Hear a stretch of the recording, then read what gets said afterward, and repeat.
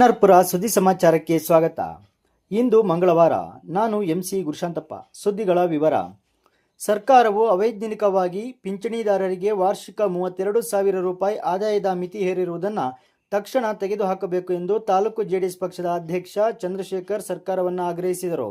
ಅವರು ಸೋಮವಾರ ತಾಲೂಕು ಕಚೇರಿ ಎದುರು ಜೆಡಿಎಸ್ ಪಕ್ಷದಿಂದ ಸಾಮಾಜಿಕ ಭದ್ರತಾ ಯೋಜನೆಗಳಾದ ವೃದ್ಧಾಪ್ಯ ವೇತನ, ಸಂಧ್ಯಾ ಸುರಕ್ಷಾ ಮುಂತಾದ ಪಿಂಚಣಿದಾರರಿಗೆ ವಾರ್ಷಿಕ 32,000 ರೂಪಾಯಿ ಆದಾಯದ ಮಿತಿ ಹೇರಿರುವುದನ್ನು ಖಂಡಿಸಿ ನಡೆದ ಪ್ರತಿಭಟನಾ ಸಭೆಯಲ್ಲಿ ಮಾತನಾಡಿದರು.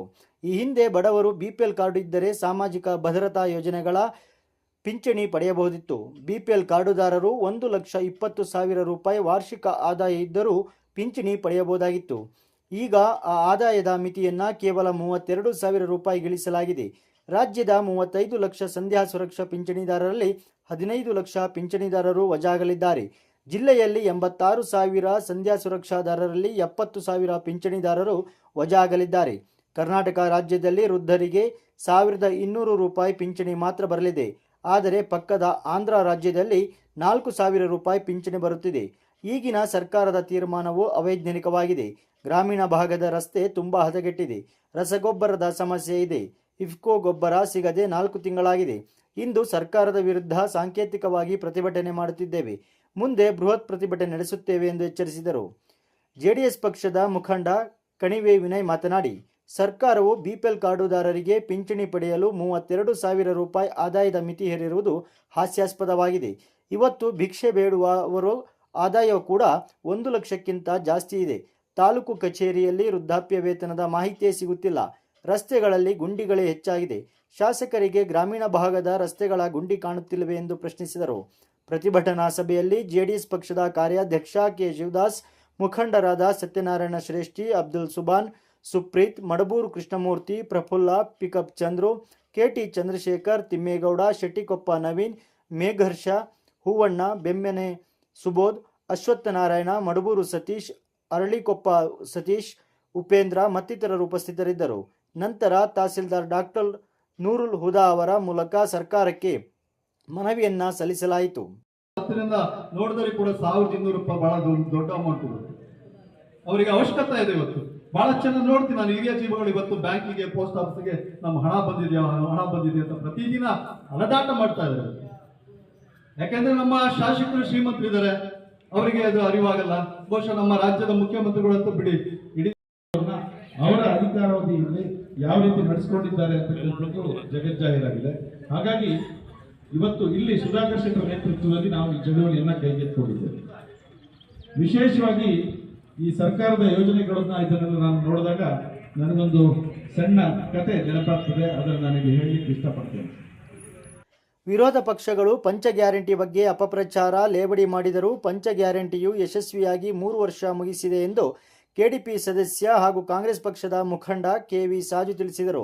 ಅವರು ಸೋಮವಾರ ಸಿಂಸೆಯ ಭೋವಿ ಕಾಲೋನಿ ಅಂಗನವಾಡಿಯಲ್ಲಿ ಮಹಿಳಾ ಮತ್ತು ಮಕ್ಕಳ ಕಲ್ಯಾಣ ಅಭಿವೃದ್ಧಿ ಇಲಾಖೆ ಹಮ್ಮಿಕೊಂಡಿದ್ದ ಪಂಚ ಗ್ಯಾರಂಟಿಯ ಗೃಹಲಕ್ಷ್ಮಿ ಯೋಜನೆಯು 3 ವರ್ಷ ತುಂಬಿದ ಹಿನ್ನೆಲೆಯಲ್ಲಿ ನಡೆದ ಸಂಭ್ರಮಾಚರಣೆ, ಗಿಡ ನೆಡುವ ಕಾರ್ಯಕ್ರಮದಲ್ಲಿ ಮುಖ್ಯ ಅತಿಥಿಯಾಗಿ ಮಾತನಾಡಿದರು. ಗ್ಯಾರಂಟಿ ಯೋಜನೆಯನ್ನು ಸರ್ಕಾರವು ಮುಂದುವರೆಸಲಿದೆ. ಯಾರೂ ಅಪಪ್ರಚಾರ ನಂಬಬಾರದು. ನಮ್ಮ ಸರ್ಕಾರವು ನುಡಿದಂತೆ ನಡೆದಿದೆ. ಕಾಂಗ್ರೆಸ್ ಸರ್ಕಾರವು ಭಾವನೆಯ ಮೇಲೆ ಅಧಿಕಾರಕ್ಕೆ ಬಂದಿಲ್ಲ. ಕರ್ನಾಟಕ ಸರ್ಕಾರದ ಗ್ಯಾರಂಟಿ ಯೋಜನೆಗಳನ್ನು ದೇಶದ ಬೇರೆ ರಾಜ್ಯಗಳು ಸಹ ಗ್ಯಾರಂಟಿ ಯೋಜನೆ ಅನುಷ್ಠಾನಕ್ಕೆ ತರುತ್ತಿದೆ. ಗೃಹಲಕ್ಷ್ಮಿ ಯೋಜನೆಯಿಂದ 2,000 ರೂಪಾಯಿ ಪಡೆದ ಮಹಿಳೆಯರು ಆರೋಗ್ಯ ಶಿಕ್ಷಣಕ್ಕಾಗಿ ಬಳಸುತ್ತಿದ್ದಾರೆ. ಕೆಲವರು ಗೃಹಲಕ್ಷ್ಮಿ ಹಣ ಬಳಸಿ ಜೀವನಕ್ಕೆ ಬೇಕಾದ ಅಂಗಡಿಗಳನ್ನು ತೆರೆದಿದ್ದಾರೆ. ಕೃಷಿಗೆ ನೀರಾವರಿ ಮಾಡಲು ಬೋರ್ವೆಲ್ ಕೊರೆಸಿದ್ದಾರೆ ಎಂದರು. ಮುಖ್ಯ ಅತಿಥಿಯಾಗಿದ್ದ ಮಹಿಳಾ ಕಾಂಗ್ರೆಸ್ ಘಟಕದ ಪ್ರಧಾನ ಕಾರ್ಯದರ್ಶಿ ಜುಬೇದಾ ಮಾತನಾಡಿ, ಮಹಿಳಾ ಸಬಲೀಕರಣಕ್ಕಾಗಿ ಕಾಂಗ್ರೆಸ್ ಸರ್ಕಾರವು ಗೃಹಲಕ್ಷ್ಮಿ ಯೋಜನೆಯಡಿ ಮಹಿಳೆಯರಿಗೆ ಪ್ರತಿ ತಿಂಗಳು 2,000 ರೂಪಾಯಿ ನೀಡಿದೆ ಎಂದರು. ಸಿಡಿಪಿಒ ಇಲಾಖೆಯ ಮೇಲ್ವಿಚಾರಕಿ ಸಾವಿತ್ರಮ್ಮ ಪ್ರಾಸ್ತಾವಿಕವಾಗಿ ಮಾತನಾಡಿದರು. ತಾಲೂಕು ಗ್ಯಾರಂಟಿ ಅನುಷ್ಠಾನ ಸಮಿತಿ ಸದಸ್ಯರಾದ ಇಂದಿರಾನಗರ ರಘು ಹಾಗೂ ನಿತ್ಯಾನಂದ ಉದ್ಘಾಟಿಸಿದರು. ಗುಬ್ಬಿಗಾ ಗ್ರಾಮ ಪಂಚಾಯಿತಿ ಮಾಜಿ ಅಧ್ಯಕ್ಷೆ ನಾಗರತ್ನ ಅಧ್ಯಕ್ಷತೆಯನ್ನು ವಹಿಸಿದ್ದರು.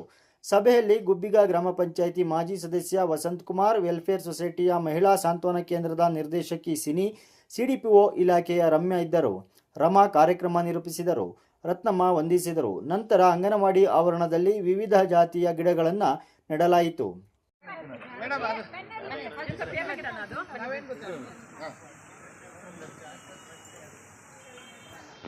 ವಿಡಿಯೋ ಮಾಡ್ತೀನಿ.